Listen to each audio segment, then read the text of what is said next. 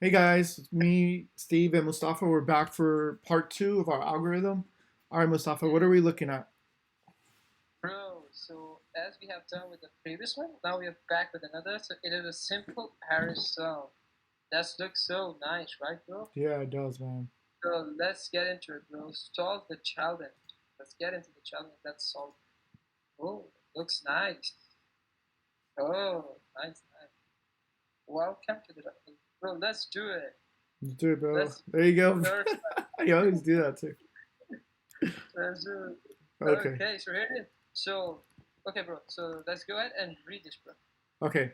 So what they're Yeah. asking us is to give an array of integers and find the sum of the elements. For example, they give us an array AR is equal to, and it has all that in an array, and integers, and it also returns 6. So return Yeah. 6. And they So, want us to function description is basically to complete the simple array sum function in the editor below. It must return the sum of the array elements as integers. Okay, so it wants to return numbers, got it, and has the following parameters. And yeah, so it gives us all the info. Then the yeah. input format. The You first see this? line contains an Yeah. integer. Oh, okay, okay. Yeah, yeah, yeah. Go ahead, go ahead. Integer n, and then denoting the size of the array.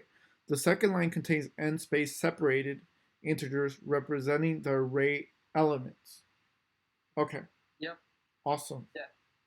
Yeah, bro. So it's talking about that the array size is an n. That means it's you can say that it's dynamic, right? Great. It's depend upon the user. Either it's give five either the five elements are there inside the array six, seven, eight. Your function should be run for all of this. Okay, Okay. Yeah. So here's this thing. Here's the sample input. That means that array is containing the element 1, element 2, element 3, element 4, element 10, and element 11. okay. That means, yeah, if you see this 6, the 6 is representing the length of the array. Got it. So there's Got it? 6 arrays. Got it? That's what we mean by length. Yeah. Okay, bros. Okay? Ask the question. I guess you have you got the question in the mind. Like, let me see. Is it three? Is it, okay? It's fine. It's fine. It's fine. Bro, if you go to the loops, the array always starts from the zero index, not from the one. Correct. Yeah, yeah. Because I know the audience will be the audience of ours should be the beginners. So for the beginners, the array doesn't start from the one. It's always start from the zero. So the developer counts always starts from zero. Okay. So, man, I wish I had the pen, but basically, if we're looking at one, two, three, it would be one would be zero, two would be one, and three would be Yeah. two. So that's basically next time I'll have the pen out. But yeah, we're basically saying where it starts from. Awesome. Exactly. Okay. Cool. So we print the sum of the array element is 1 plus 2. You see this over here 1 plus 2 plus 3 plus 4 plus 10 plus That's 11 11. equals to 31. Like this. Okay. So what we have to do, here's the function. So let me go down a little bit. There you Oh, go. so here's the function for this. Okay. So what is it saying that it's taking an input like this, parse 10. Okay, it's fine. Here's that one, the map function over here. Don't okay, don't freak out with this one, guys. Okay, it's just nothing. Actually, this what is that? The hacker rank is giving the output by its own self over here. It's totally dynamic. That way, the code is written over here for that one. You just have to code for this logic. You just have to think that this is the array, and now you have to code. Now you have to code that. Think that is a simple array. Okay, you Hmm. just have to write the code over here. So, what do you think that what should we add over here? Something is going through our array. So what is it? Something meaning like n or let's see. Yeah. If you see this, we are going like this. One, then we are accessing two, then we are accessing three, four, five, and six element. Right. So what do you think? If we want to access this thing one by one, what thing should we add in it? let's see, if we're not mapping through it, correct? Which one? Your voice is not coming to me. Oh, sorry. We're not mapping through it, right? We're adding, so we're Yeah, appending. we can also use. Yeah, we can also use map, but it will be a difficult logic. But for our audience, we can go with a simple one. Okay, we can just add a for loop for it. What do you say? Okay, yeah, let's do it. Okay. Yeah, let's do with the for loop. Okay, we can write a for loop. We can write a var I for creating a variable. Actually, if anybody don't know that how the for loops work, we'll tell you. Just give me a minute. Let me type. Yeah, my my bad. My keyboard is not working. Just give me a minute. So it's like a for, it's like statement one, or then another Yeah, statement, it's or statement three, basically.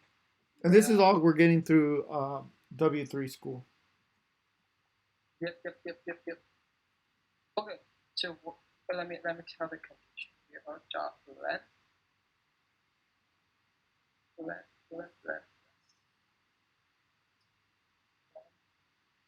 Len is simply property, okay? Right? And I plus. So how does the for loop works? First, it initializes the variable, then you give the condition to the variable that till this condition you have to run, and then you increment the variable. Likewise, I'm saying that repeat until the array length is if I is not if I doesn't if I reaches to wait a second let me go. Yeah, if I is less than to the length of the array, work till then. That means if my I is 1 and the length of the array is 6, okay, so my condition would be true because I 1 is less than 6, right? Right. Yeah, so when it works, it will work here. So it will print something over here, okay? So it will print 1. Suppose it will print I, 1, okay? Then it goes again and increment this. Increment this, and the I will be 2. So then again it will check the condition over here. I, that means 2 is less than 6. Yes, that means Yes. it will code it again. It will goes until the condition is false. It will run until the condition is not false. Okay, that means 7 is greater than 6. That means the loop will be stopped there. Got it? Got it. Cool, awesome. So let me check. So we have to add over here. So we have to create a variable. We'll create a var sum equals to 0. Okay, and it's simple. We don't have to write. We have to write like this thing. This pair of I.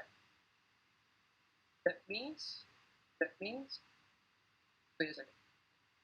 Go to the array and go to this array and access the I element of this array. If I'm talking about 0 element, so that means One. one would be entered into the sum, and the I is incremented. That means I is equals to 1. That means it is accessing the element 2. So 2 would be plus into this sum. Got it? Got it. Cool, awesome. If anybody's getting confused in this syntax, you can just write like this.